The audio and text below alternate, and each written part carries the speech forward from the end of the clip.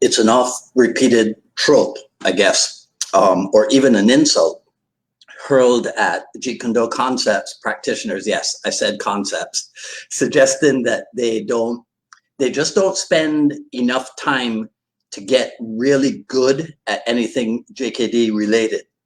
So today I'll take on that premise and show you how, if it's done right, when it's done right, JKD Concepts practitioners actually end up destroying this myth. Hello, everyone. This is Dwight Woods, a Jeet Kune Do Rebel, and welcome to the I Love Jeet Kune Do broadcast. This is number 110. Let's see who's here. Russell from California. Cool. Bob Landers, I was expecting to see you today, and I expect to see you next week, Bob Landers. Kevin Taylor is here from Kentucky. All right, welcome, guys. So this is the one about jacks of all trades and masters of none. So as these guys have done, anybody else, when you log in, be kind enough to say where you're logging in from, and please hit the like button and feel free to continue doing so throughout the broadcast. All right, so apparently there are two belief systems when it comes to this idea of cross-training in martial arts. So the first belief, courtesy of non-martial artists, is that cross-training in martial arts can cause confusion in a self-defense scenario, in a self-defense situation, since you might not know what to do. And this is something that I've been asked this question a number of times, and repeatedly from non-martial artists. So that's where I got that clue from. The second belief, courtesy of martial artists, and courtesy even of some JKD practitioners, is that if you spend time training in several arts, then you can never get good in any of them because your focus is spread across too many different approaches. So that can lead to confusion. Well, obviously, the answer lies in not just how you train, but also in what you train, right? And so more on that in a second. I guess both beliefs could prove true if the martial artist to whom people are referring is someone whose approach is what I would call the dabbler, right? Which is an archetype that you find in this. I have the thing here. Let me see if I can find it for you.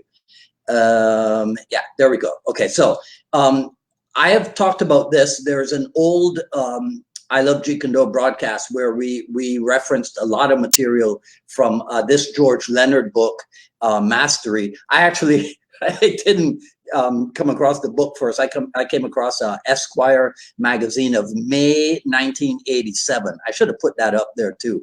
But this is what the dabbler. This is not the original artwork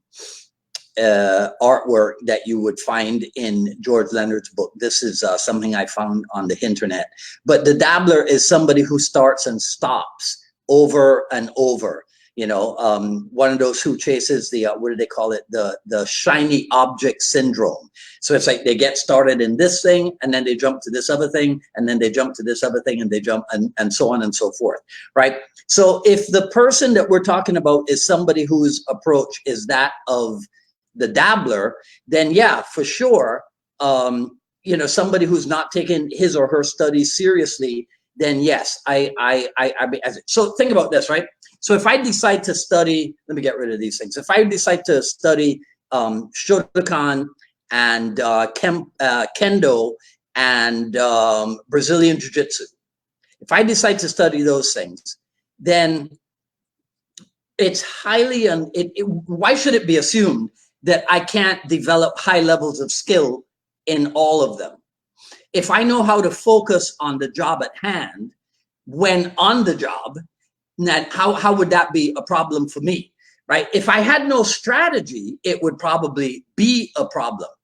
When I worked for Eastern Airlines in Barbados, we were what was known as a C station, which meant that we were cross-trained in like reservations, in weight and balance, in ticketing, in baggage service, because in the space of an 8-hour shift, you could have to function in one or more of those different areas. So if I was working baggage service, when the plane came in from Miami in the evening, I never went into baggage claim thinking that I was back in the office doing weight and balance. So maybe a lot of people just don't have that formative experience in compartmentalizing. But see, there was one central, still is, central strategy in any airline, including Eastern Airlines. One strategic objective, let's call it. And what that is the on-time departure of an aircraft. That's it. You focus on anything else in the airline industry other than on-time departures, and you're not being very, very smart. So when I really think about it, there's a similarity between that singular objective, that strategic objective in the airline, and the approach that you could use in Jeet Kune Do. For a lot of people, their single Jeet Kune Do focus is fighting ability, self-defense ability. Not that everyone has that focus, and not that everyone has to have that focus, but let's use that as an example. So when I train JKD footwork, I don't train it as separate from anything else, because good footwork leads to skill and ability in striking. When you train defensive drills, you don't train them isolatedly, since they are related to offensive drills. And then when you blend defensive and offensive, you get counter-offensive, which for me is part of that all-important single focus. When I train in empty hands striking, I don't train it in an isolated fashion as separate and distinct from grappling, because those two skills are interrelated. And so by extension, when I train in weaponry, I don't train in an isolated fashion, because I'm thinking sometimes in terms of how the weapons training is related to empty hands. So if you go back to my first example of Shotokan and Kendo and BJJ, in this day and age, probably at those schools or with those instructors, they would not be teaching me in an integrated, interrelated manner, right? And you know why? Because they're not Jeet Kune Do. You see, and that's it. That's the single focus. When you cross-train, let's call it cross-train, right? To use a modern expression, you're supposed to be constantly looking at the interrelatedness. That's a word, right? The interrelatedness of the job at hand, right? So it's kind of similar. I'll show you something else here. It's kind of similar to what Chris Kent and Tim Tackett showed in, this is the old cover, and I'm old, so I have the old text. It's this thing here. Yeah, there we go. There it is, right? It's this thing. And if you can see it, let me see if I can get it closer to you. If you can see it, it is, they show at the top, punching, kicking, trapping, and grappling as separate entities. And then they show punching, kicking, trapping, and grappling as integrated entities, right? And as you can see, it's page 152 of the old school, right? So, okay, so that's good. But in my opinion, there's a better way to show this. And I have another diagram here for you. All right, here we go, right? You see this? In this diagram, you see that little intersection of that the arrow is pointing towards in the intersection of all four circles. That's Jeet Kune Do. That's where everything is truly, truly integrated, right? So I prefer to use this type of diagram instead of the one out of their book. But their book, I mean, it's a masterpiece. Right. Okay. So that's the idea of the interrelatedness of everything. So how should I put this? Okay. So look. So this is the thing. This is my recommendation for those who don't understand. Don't think of cross training. And again, I'm trying to be cool and hip like the young people. Right. Don't think of cross training as being trained in separate arts. And if you're supposed to be somebody who understands this, like if you're a Jeet Kune Do instructor or a Jeet Kune Do student, then you may also want to take a look at how much or how little separateness there is in your approach, in what you're studying, or in how you're teaching or being taught.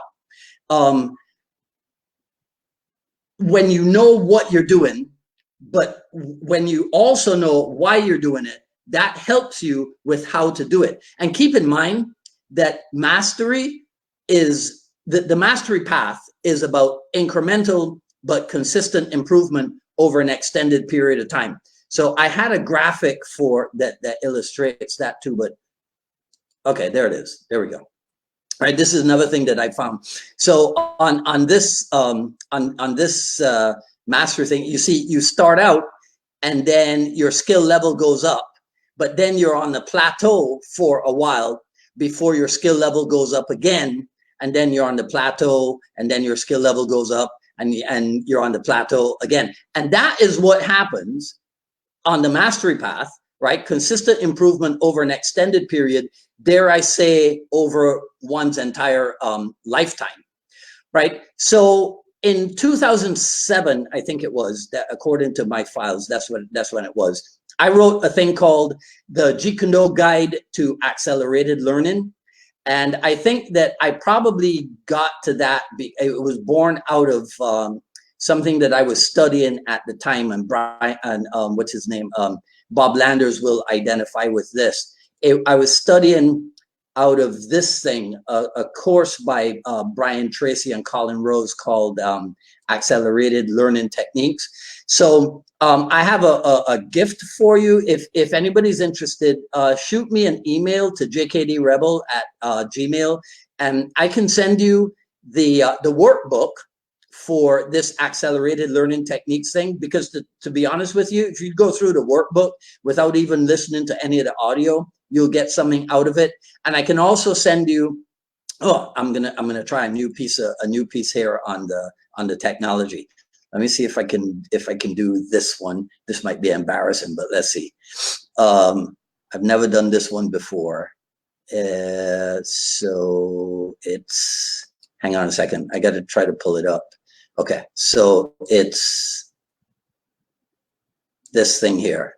All right, so you guys, well, I'll find out later if you could. This is the Jeet Kune Do Guide to Accelerated Learning. So if you'd like to get a copy of that and the workbook from Accelerated Learning, just shoot me an email to jkdrebel@gmail.com, and I will hook you up, as the young people say. All right. Okay. So that's it for today. Feel free to share, like, comment, ask me questions if you want. I'll review everything after posting.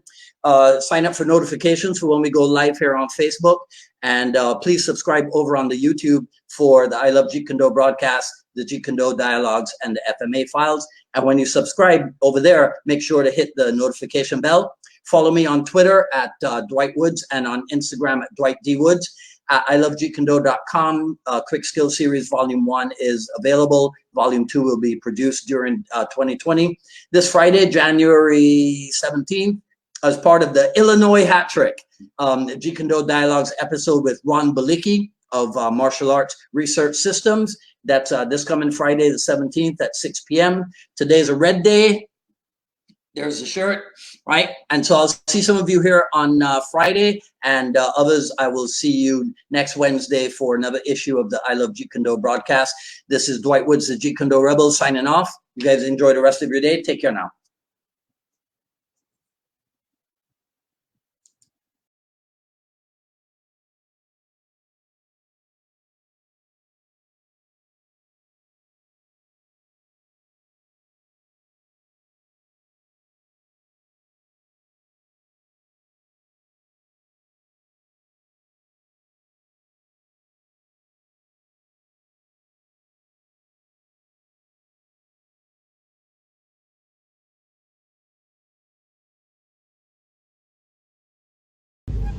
All right, so start talking. So what I was telling you is, most people come to martial art training for self-defense. My theory is that the art of self-defense is actually the art of self-development, and it was something that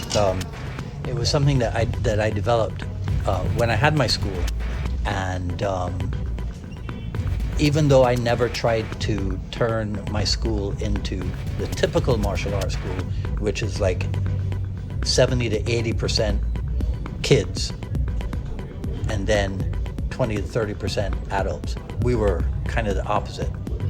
But I still determined that I would have as sophisticated an approach or a kids program as any of the traditional schools had. So one of the things that I developed in my initial, what we call the